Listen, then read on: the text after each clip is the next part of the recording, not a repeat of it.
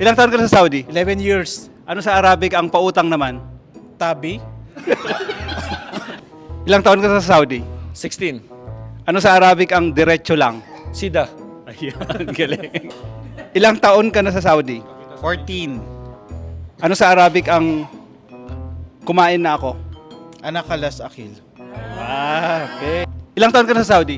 17. Ano sa Arabic ang nasaan ang banyo rito? When hamam. Ilang taon ka na sa Saudi? 12 years. Ano sa Arabic ang wala pang sahod? Mafi fulus inshallah bukra. Ilang taon ka na sa Saudi? Anang amnayin na niya na. Ilang taon ka sa Saudi? 15 years. Ano sa Arabic ang saan ka pupunta? Penentaro sadik. 6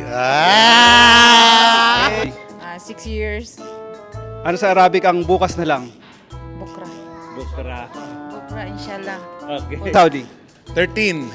Ano sa Arabic ang magbabakasyon ako? Ana Rusafel.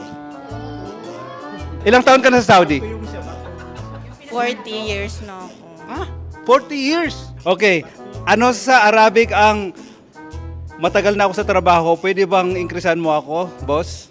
والله أعتقد أني من زمان في الدوام فأعتقد أني أحتاج ترفع لي شوي من الراتب لأن شغل كثير تدري أنا عندي استراتيجية عندي مبيعات عندي تسويق فيعني تو ماتش ما يصير إن الراتب هالقليل فأنا أقول لك دقيقة مدير دقيقة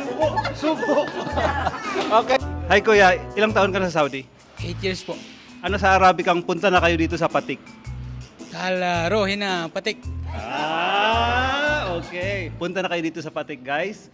Napakaganda ng ambience at saka napaka-welcoming ng mga taga-Patik. Salamat po.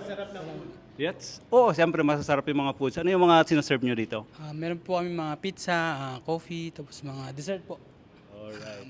So Croissants, guys, mga ganun po. punta na kayo dito. Salamat!